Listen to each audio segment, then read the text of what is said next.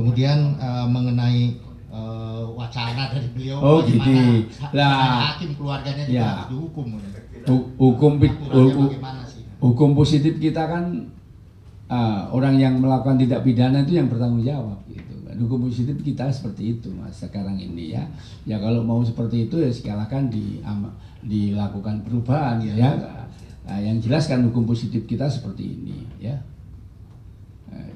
Terus. Ya, kemudian dari Mas Dodo antara beliau mempertanyakan mengenai pertimbangan hakim ketika menjatuhkan pidana, alasan atau keadaan meringankan adalah terdakwa bersikap sopan. Apakah itu memang dimungkinkan begitu ya Mas Dodo? Atau kalau perlu dicoret gitu kan? Ya, jadi KUHP kita kan mengatur. Jadi sebelum menjatuhkan pidana kepada terdakwa itu perlu dipertimbangkan hal yang memberatkan dan yang meringankan. 197 kalau nggak salah ya. Itu jadi wajib dicantumkan hal-hal yang memberatkan yang meringankan itu. Nah, itu kan pertimbangan secara hal memberatkan meringankan itu kan secara umum. Tapi kadang-kadang ada pertimbangan secara khusus ada juga gitu.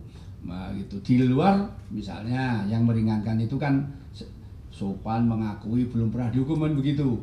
Tapi kadang ada pertimbangan yang secara khusus yang bisa lebih meringankan lagi. Misalnya saja tatkala terjadi kecelakaan, ini misal ya, kecelakaan terus kemudian ternyata cacat kakinya, terus gitu pelaku ternyata sanggup menyekolahkan sampai kuliah. Nah, itu kan ada pertimbangan khusus nanti ya. Di luar pertimbangan umum gitu. Nah kalau mau dihapus undang-undang seperti itu ya lagi-lagi kalau mau dihapus ya dirubah dulu ya seperti itu. Jadi gitu ya. Ada satu lagi Dodo mengenai potensial loss dalam kerugian. Oh ya, tadi kan saya menjawab pertanyaan beliau Mas Giarto. Terjadi perdebatan di luar antara kerugian negara dengan kerusakan lingkungan kan gitu cara menghitungnya. Saya jawab secara teori ya, saya tidak menyinggung perkara karena kita nggak boleh.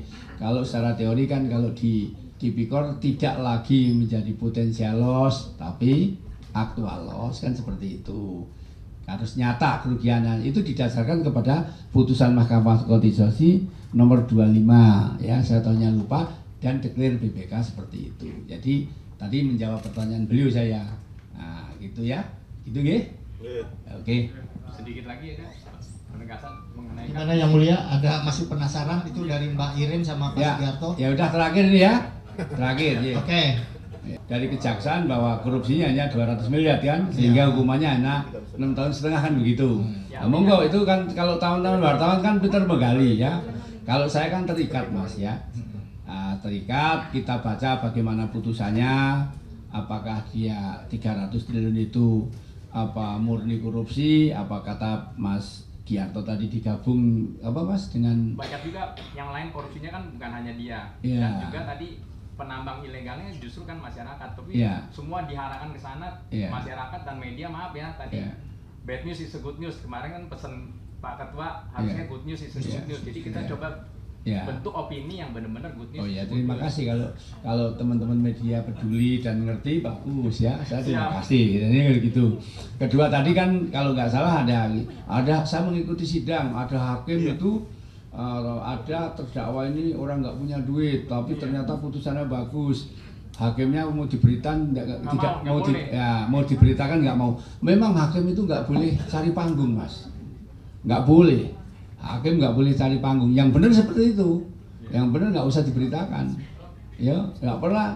Coba aku diberitakan, aku hakim jujur baik, nggak boleh gitu. Memang betul, sudah betul hakim yang bersangkutan tidak mau dipublikasikan, walaupun dia mau dipublikasikan tentang kebaikan dia, ya.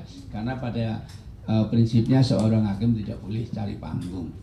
Tapi begitu yang jelek habis. Biasa. Oke Mbak Irin. Terakhir Mbak Sawong. Pak, masih soal potensial dan actual loss itu, kalau kerusakan lingkungan kan seharusnya bisa dihitung. Kalau tadi juga ditanya, kok ada yang dikembalikan, ada dirampas kan gitu. Jadi penyitaan itu kan diatur dalam pasal 39, ya 39 dan 4 442 bahwa itu KUHP. Jadi barang bukti yang diajukan di persidangan yang diperoleh atau digunakan untuk melakukan tindak pidana maka dapat disita untuk negara atau dimusnahkan atau untuk negara seperti itu. Lah kemudian kalau kemudian di persidangan ternyata terbukti bahwa itu tidak ada kaitannya dengan perkara yang sedang ditangani, ya dikembalikan seperti itu, ya. Pasti kenapa dikembalikan? Pasti ada pertimbangan, pasti itu bahwa tidak ada kaitannya. Kenapa kok dirampas? Pasti ada pertimbangan. Oh, digunakan kejahatan, oh diperoleh dari kejahatan, seperti itu, ya. Jadi kalau ditanya kok ada yang dikembalikan, kok ada yang disita, pasti begitu. Kalau yang dikembalikan berarti tidak ada kaitannya dengan tindak pidana. Kalau yang disita berdasarkan ketentuan pasal 392 pasti ada kaitannya. Apakah itu digunakan untuk melakukan, apa itu hasil kejahatan, seperti itu. Nggih. Sampun nggih, sudah nggih? Oke. Apa? Yang satu soal kerugian kerusakan lingkungan itu kenapa nggak dihitung sebagai actual loss padahal ada nilai ekonomi negara yang harus memperbaiki kerusakan lingkungan itu akibat tindak pidana? Gini. Itu juga sebetulnya tanyakan JPU-nya bisa. Karena yang menuntut kan beliau, ya. Atau ditunggu dibanding.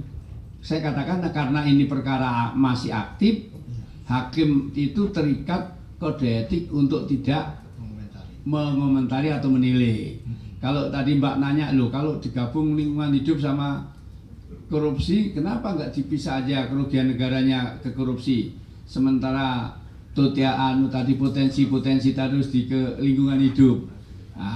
Saya nggak bisa menilai, apalagi itu yang mengajukan tuntutan kan jaksa, ya. Dan bagaimana pertimbangan hakimnya saya juga nggak ngerti, ya. Kecuali nantinya itu kasasi saya megang, mungkin baru tahu saya.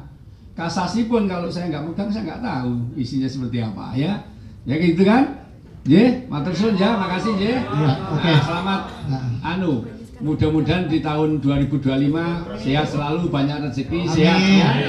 Oke, makasih ya. Oke, sebentar yang mulia, bahwa tadi yang disampaikan oleh yang mulia bahwa dihalang tadi. Oke, sudah boleh bisa dibuka, sudah bisa dibuka. Oke, itu aja tadi disampaikan. Terima kasih atas kehadirannya, mohon bahagia. Terima kasih. Assalamualaikum warahmatullahi wabarakatuh.